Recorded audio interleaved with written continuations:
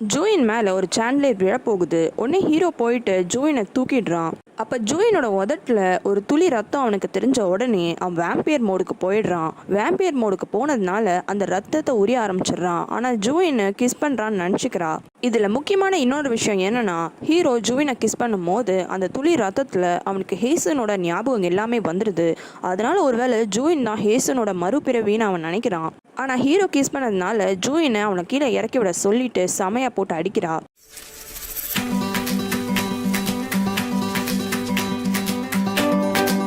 Hero இந்த விஷயத்தை பற்றி பார்க்கிட்டையும் லீக்கிட்டையும் சொல்கிறான். அவங்க 2 பேரும் கிண்டல் பண்ண ஆரம்பிக்கிறாங்க. அப்போ இன்னொன்று வேம்பையரும் அந்த வீட்டுக்கு வரா. இந்த வேம்பையரோட பேர் ரோஸ். இவ ஹீரோவோட மேன்ஷனில் தான் டான்சிங் வேலை பார்த்துட்டு இருந்திருப்பா. ஹீரோ பார்த்தோன்னே ரொம்ப சந்தோஷப்படுறா. அதுக்கப்புறமா ஹீரோக்கு கிஃப்டாக பிளட்டையும் கொடுத்துட்டு அங்கேருந்து கிளம்புறா. இவன் என்ன வேலை பார்க்குறான்னு ஹீரோ விசாரிக்கிறான். அப்போ ரோஸ் டெலிவரி ஜாப் தான் பண்ணுறா.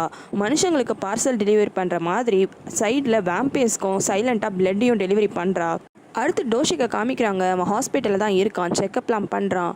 செக்கப் பண்ண டாக்டரும் எந்த ப்ராப்ளமும் இல்லைன்னு சொல்கிறாரு. இருந்தாலும் அவன் ஒரு பதட்டத்திலே இருக்கான். அந்த டிரைவரும் என்ன ஆச்சுன்னு விசாரிக்கிறான். அப்போ தான் தெரிய வருது, டோஷிக்கோட ஃபேமிலியில் எந்த ஆம்பளைங்களுமே 40 வயசுக்கு மேலே உயிரோடு இருந்தது இல்லை. ஏதோ சாபம் மாதிரி. டோஷிக்கோட அப்பா கூட நல்லா தான் இருந்தார். ஆனால் 40 வயசுக்கிட்ட ஆகும்போது திடீர்னு ஹார்ட் அட்டாக்ல இறந்து போயிட்டாரு. இப்போ டோஷிக்கும் அதனால தான் அவனோட ஹார்ட் கண்டிஷனை செக் பண்ணி பார்க்குறான். ஆனால் எந்த பிரச்சனையும் இல்லைன்னு சொல்கிறாங்க.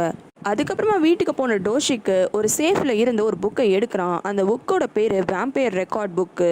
ஒருவேளை டோஷிக்கோட பாஸ்ட்டுக்கும் ஹீரோக்கும் எதனா கனெக்ஷன் இருக்குமான்னு தெரியல.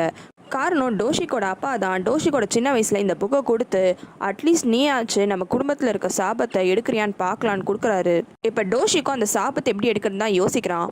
அதே டைம் ஹீரோ லீயை மீட் பண்ணி லீ கிட்ட ஒரு வேளை ஜூயின் தான் ஹேசுனா இருப்பாளோ, எப்படி 2 பேரும் ஒரே மாதிரி இருக்காங்கன்னு எல்லாத்தையும் பேசிட்டு இருக்கான். அப்போ எதிர்க்க ஜூயின் நடந்து போகிறத பார்க்குறான். புரிஞ்சுக்கிறான் ஜூயின் அந்த ஸ்கூலில் தான் ஒர்க் பண்ணுறான்னு. அதே நேரம் பார்க்குக்கோ ஃபோன் கால் வருது. அவன் அமிச்ச சாப்பாட்டில் முடி இருக்குது, அதனால் வேறு சாப்பாடு அனுப்புங்கன்னு. பார்க்க அவசரமாக சாப்பாடெலாம் பேக் பண்ணுறான். அப்போ ஹீரோ நானே கொண்டு போய் டெலிவரி பண்ணுறான்னு சொல்கிறான். ஜூயின் அவளோட வேலையை பார்த்துட்டு இருக்கா. ஆனால் திடீர்னு அவள் ஹீரோவை பார்க்குறா. ஆனால் அவளுக்கு என்னவோ நைட்டு நடந்ததுனால நம்மளுக்கு ஹீரோ கண்ணுக்கு தெரியலான்னு நினச்சிக்கிறா. ஹீரோவும் கொண்டு போய் சாப்பாடை கொடுக்குறான். அப்போ அந்த சாப்பாடை வாங்கின டீச்சரு ஒரு குப்பை பேக்கை கொடுத்து கொண்டு போய் குப்பையில் போடுங்கன்னு சொல்லிடுறாங்க. இவனும் சரி பேக்கை கொண்டு போய் குப்பை தொட்டில் போடலான்னு பார்த்தா அங்கே இருக்கிற லேடி, உனக்கு ரீசைக்ளிங்லாம் பண்ண தெரியாதா, ஒழுங்காக ரீசைக்ளிங் பண்ணிட்டு போன்னு திட்டுறா. ஹீரோ தெரியாதுன்னு சொன்னால் நீ அவளே சொல்லித்தரா. அதுக்கப்புறமா ஹீரோ ப்ராப்பராக ரீசைக்ளிங் பண்ணுறான்.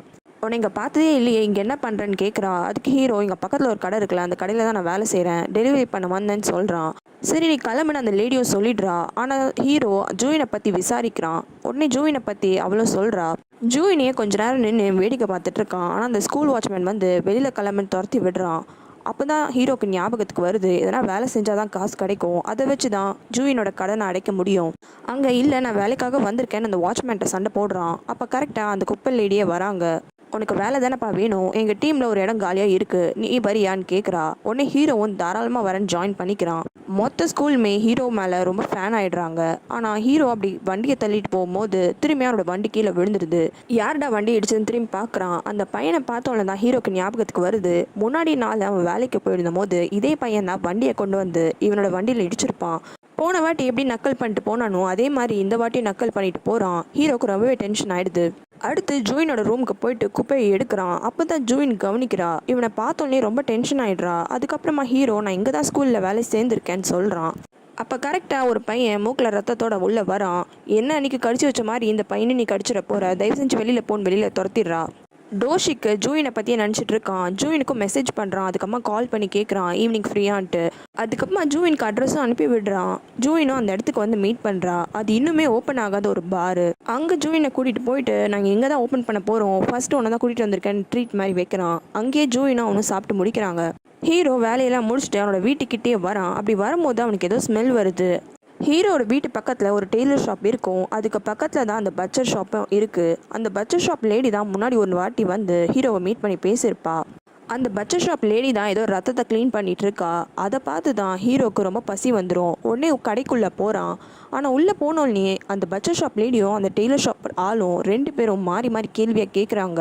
அவங்களுக்கு பதில் சொல்ல முடியாமல் அந்த இடத்துலேருந்து ஓடி போயிடுறான். வீட்டு வாசலில் அந்த கேட்மேன் வந்து வெயிட் பண்ணுறான் இவனுக்காக. இவனும் அன்றைக்கி நடந்த அப்டேட்ஸ்லாம் அந்த கேட்மேன் கிட்ட சொல்கிறான். ஹீரோ ஜூயினோட ரத்தத்தை குடிச்சது, அந்த ஒரு துளி ரத்தத்தை குடிச்சதுனால ஹேசனோட ஞாபகம் வந்ததுன்னு எல்லாத்தையும் சொல்கிறான். இது எல்லாத்தையும் கேட்ட கேட்மேனு ஹீரோக்கு அடுத்தது ஒரு ஐடியா தரான். ஹீரோவை ஒரு பாய்லராக கன்சிடர் பண்ணிக்க சொல்கிறான். ஒரு தண்ணியோட பாய்லிங் பாயிண்ட்டு 100 டிகிரி செல்சியஸு. அதே தான் ஹீரோவும் 100 வருஷம் தூங்கலான்னு பிளான் பண்ணான். ஆனால் கரெக்டாக 100 வருஷம் ஆகிறதுக்கு ஒரு நாளைக்கு முன்னாடி அவன் ஏந்துட்டான். அவன் ஏந்ததுக்கான காரணம் ஜூயின். அப்போ ஜூயினோட ரத்தத்தை குடிச்சாதான் ஹீரோவால் மனுஷனாக முடியும். ஆனால் இதில் இருக்கிற பிரச்சனை என்னன்னா, ஜூயினோட ரத்தம் ரொம்ப கூலிங் ஸ்டேட்டில் இருக்குது. அது நல்லா சூடான ஸ்டேட்டுக்கு வரணும். அப்போ தான் ஹீரோவோட அந்த 99 டிகிரி செல்சியஸ் ரத்த சூடுக்கு அது ஈக்குவல் ஆகும். எப்படி அந்த அளவுக்கு ரத்தத்தில் சூடை கொண்டு வரதுன்னு ஹீரோ கேட்குறான். அதுக்கு கேட்மேன் இன்னொரு ஐடியா தரான். உனக்கே தெரியும், லவ் பண்ணுறவங்கள ரத்தம் எல்லாமே ரொம்ப சூடாயிடும். காரணம் அவ்வளோ எமோஷன்ஸ் அவங்க ஷேர் பண்ணுவாங்க. நீயும் பேசாமல் ஜூயினை லவ் பண்ண வச்சிரு. அவள் மட்டும் லவ் பண்ணானா அவளோட ரத்தம் ரொம்ப சூடாயிடும். அப்போ நீ அவள் ரத்தத்தை குடிச்சனா உன்னால் திரும்பி மனுஷ நிலைமைக்கு வர முடியும்னு சொல்கிறான். கேட்மேன் இதெல்லாம் சொல்லிட்டு போயிடுறான். இது எல்லாத்தையுமே ஹீரோ யோசிச்சு பார்த்துட்டே இருக்கான். அப்போன்னு பார்த்து ஜூயினும் டோஷிக்கும் சாப்பிட்டுட்டு வீட்டுக்கு நடந்து வராங்க. வீட்டு வாசலில் கொஞ்ச நேரம் டோஷிக் பேசிட்டு அங்கேருந்து நடந்து போயிடுறான். இது எல்லாத்தையுமே ஹீரோவும் கவனிக்கிறான். அவனுக்கு ஒரு ஐடியா தோணுது. அடுத்த நாள் ஹீரோ வேலையில் இருக்கான். அப்போ அவன் கூட வேலை செய்கிற ஒரு லேடிக்கு காலில் ஸ்ப்ரெயின் ஆயிடுது. நீங்கள் எந்த வேலையும் செய்யாதீங்க, நான் உங்களுக்கு ஹெல்ப் பண்ணுறேன்னு சொல்கிறான். இப்படி ஹீரோ அந்த லேடி கிட்ட பேசிட்டு இருக்கிறத தூரத்துலேருந்து ஜூயின் கவனிக்கிறா. அவளுக்கு ஒரு பயம் இருக்குது. ஒருவேளை ஹீரோ ரத்தத்துக்காக இந்த லேடி அட்டாக் பண்ணுற போறான்ட்டு பார்த்துட்டு இருக்கா. அதுக்கப்புறமா எப்பயும் போல அவளோட வேலைக்கு போயிடுறா. அந்த லேடி கொஞ்ச நேரம் கழிச்சு ஜூயினியே பார்க்க வரா. அப்போதான் ஜூயினுக்கு தெரிய வருது அந்த லேடிக்கு காலில் கொஞ்சம் அடிபட்டிருக்கு. அந்த லேடியும் சொல்கிறாங்க, இப்போ புதுசாக ஒரு பையன் வந்திருக்கான்ல, அந்த பையன் தான் உங்ககிட்ட வந்து பார்க்க சொன்னான். ரொம்ப அக்கறையாக என்னை பார்த்துக்கிறான், நிறைய எனக்காக வேலை செஞ்சுருக்கான். லீடருக்கு மட்டும் நான் அடிப்பட்டு இப்படிலாம் வந்து வேலை செய்யாமல் இருக்கேன்னு தெரிஞ்சா பெரிய பிரச்சனையாயிடும். ஆனால் அவன் தான் எனக்கு ஹெல்ப் பண்ணான்னு நல்ல விதமாக சொல்கிறா. இது எல்லாத்தையும் கேட்டு ஜூயினுக்கு ஹீரோ மேலே ஒரு நல்ல அபிப்பிராயம் வருது. ஹீரோ குப்பையை ரீசைக்ளிங் பண்ணுற வேலை பண்ணிட்டு இருக்கான். அப்போ ஹீரோ கிட்ட பிரச்சனை பண்ண அந்த பையன் வேணே வந்து ஹீரோ கிட்ட திரும்பியும் சீண்டி பார்த்துட்டு போகிறான். அவன் போனவன் கிளாஸ்க்கு போகல. அங்கே ஒரு ஸ்டோரேஜ் இருக்குது. அந்த ஸ்டோரேஜுக்கு பின்னாடி போயிட்டு அவனும் அவன் ஃப்ரெண்ட்ஸும் சிகரெட் பிடிச்சிட்டு அங்கேருந்து போயிடுறாங்க. பின்னாடி ஹீரோ ஃபாலோ பண்ணிட்டு போகிறான். அவன் கண்ணில் சில குப்பைங்க மட்டும் மாட்டுது. அதை மட்டும் அவன் எடுத்துகிட்டு அந்த இடத்துல இருந்து கிளம்பிடுறான். இந்த பிரச்சனை பண்ண பையன் அங்கே சிகரெட் பிடிச்சிட்டு அங்கே சிகரெட் அங்கேயே போட்டுட்டு போயிடுறான். பேப்பர்லாம் இருக்கிறதுனால அங்கே ஒரு பெரிய ஃபயர் ஆக்சிடென்ட்டே ஆயிடுது. நிறைய ஃபயர் இன்ஜின்லாம் வந்து அது ஸ்கூல் வேறன்றதுனால ஃபயரை எப்படியோ கஷ்டப்பட்டு அணைச்சிடுறாங்க. அந்த பிரச்சனை பண்ண பையனோட ஃப்ரெண்ட்ஸ் எல்லாருமே இப்போ நம்ம கண்டிப்பாக மாட்டிக்கிட்டோம், என்ன பண்ணுறதுன்னு கேட்குறாங்க. அந்த பிரச்சனை பண்ணிகிட்டே இருக்க பையனுக்கு ஹீரோ மேலே என்ன காண்டுன்னு தெரியல. ஹீரோ தான் ஸ்மோக் பண்ணான், அதனால தான் அங்கே ஒரு ஃபயர் ஸ்டார்ட் ஆயிடுச்சுன்ற மாதிரி அந்த ஸ்கூல் பிரின்சிபல் கிட்ட போட்டு கொடுத்துட்றான். ஸ்கூல் பிரின்சிபலும் அந்த பையன் சொன்ன பேச்சை கேட்டுட்டு ஹீரோவை பிடிச்சி செமையா திட்டுறான். இதில் அந்த பையன் தான் போட்டு கொடுத்துருக்கான்னு தெரிஞ்ச உடனே ஹீரோக்கு இன்னுமே கோவம் வருது.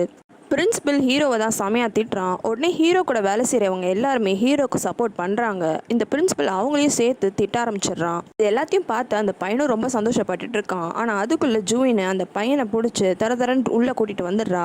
வந்தவ பிரின்சிபல் கிட்ட அந்த பையனோட கையை மூந்து பார்க்க சொல்கிறா. பிரின்சிபல் மூந்து பார்த்தா அந்த பையனோட கையில் சிகரெட் ஸ்மெல் வருது. ஏன் உங்களுக்கு தெரியாதா, அந்த ஸ்டோரேஜ்க்கு பின்னாடி தான் பசங்க போய் சிகரெட் பிடிப்பாங்க.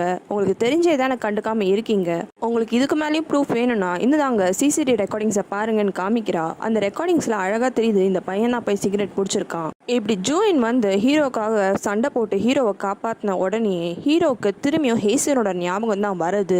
ஹீரோக்கு எந்த பிரச்சனையும் வந்துடக்கூடாதுன்னு தான் ஹேசோன்னு இந்த தனியா வீடு கட்டி ஹீரோவை தங்க வச்சிருப்பா.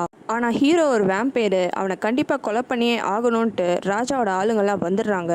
அப்ப ஹேசோனும் அவங்க கிட்ட சண்டை போடுறா. இல்ல ஹீரோ வேம்பேரா இருந்தாலும் அவன் எந்த தப்பும் பண்ண மாட்டான், யாரையும் எதுவும் ஹர்ட் பண்ண மாட்டான். இப்படி நிறைய விஷயங்க ஜூயினுக்கும் ஹேசனுக்கும் மேட்ச் ஆகிட்டே இருக்கு. இதெல்லாம் யோசிச்ச ஹீரோக்கும் ஒருவேளை ஹேசனோட மறுபிறவி தான் ஜூயின் போல இருக்கு அப்படின்னு யோசிக்கவே ஆரம்பிச்சிடுறான். ஜூயினும் ஒரு ரூம் விட்டு கீழே இறங்கி வரா. அப்படி வந்து ஜூயின்னு கூப்பிடாம ஹேசனுன்னு கூப்பிடுறான். எங்கள் வீட்டில் இப்படி குழப்பமாக சுச்சுவேஷன் போயிட்டுருக்க நேரம் டோஷிக்கு ஏர்போர்ட்டில் இருக்கான். யாரையோ பிக்கப் பண்ணுறதுக்காக போயிருக்கான். ஒரு பொண்ணு தான் வரா. அந்த பொண்ணை பார்த்தோன்னே ரொம்ப சந்தோஷப்படுறான். பொண்ணோட மூஞ்ச காமிச்சா அந்த பொண்ணோட மூஞ்ச அப்படியே ஹேசோன் மாதிரியே இருக்கு.